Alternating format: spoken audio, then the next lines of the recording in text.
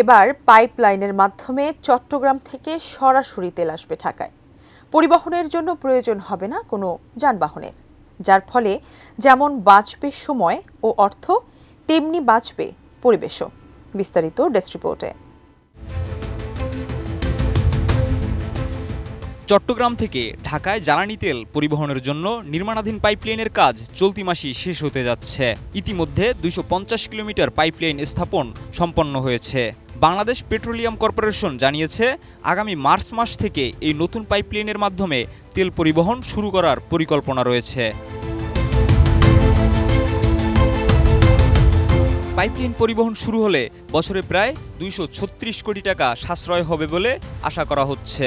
BPC কর্মকর্তা জানিয়েছেন, পাইপলাইনটি বাস্তবায়িত হলে জ্বালানি তেল পরিবহন খরচ কমানোর পাশাপাশি সরবরাহ ব্যবস্থা আরও নিরবিচ্ছিন্ন হবে।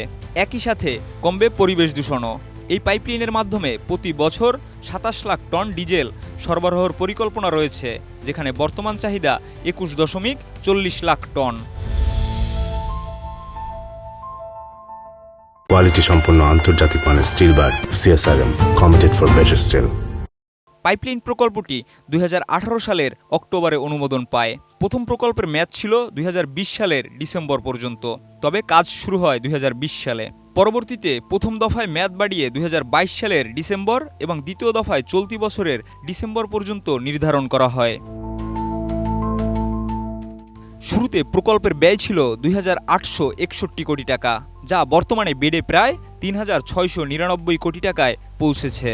বাংলাদেশ সেনাবাহিনীর 24 ইঞ্জিনিয়ার কনস্ট্রাকশন ব্রিগেড প্রকল্পটি বাস্তবায়ন করছে। পাইপলাইনের দুটি অংশ রয়েছে। একটি অংশ চট্টগ্রাম নগরের পতেঙ্গা থেকে ফেনী, কুমিল্লা, চাঁদপুর, মুন্সিগঞ্জ হয়ে নারায়ণগঞ্জের গোদানাল ডিপো পর্যন্ত। দ্বিতীয় অংশটি গোদানাইল থেকে ফতুল্লা পর্যন্ত।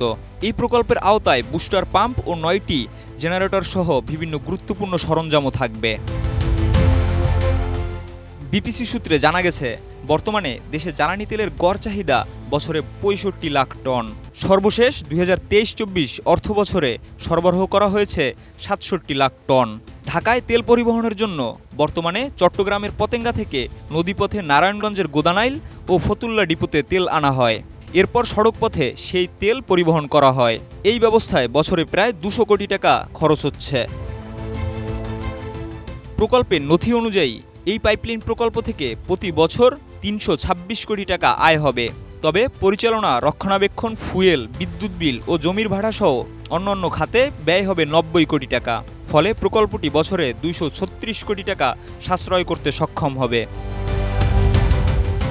বিপিসির পরিচালক অনুপম বড়ুয়া জানিয়েছেন, পাইপলাইনে তেল পরিবহন মার্চের মধ্যেই শুরু হবে। এই প্রকল্প দেশের জ্বালানি তেল সরবরাহ ব্যবস্থা আরও উন্নত এবং সাশ্রয়ী করে তুলবে বলে আশা করছে BPC. Desk report, ATN news.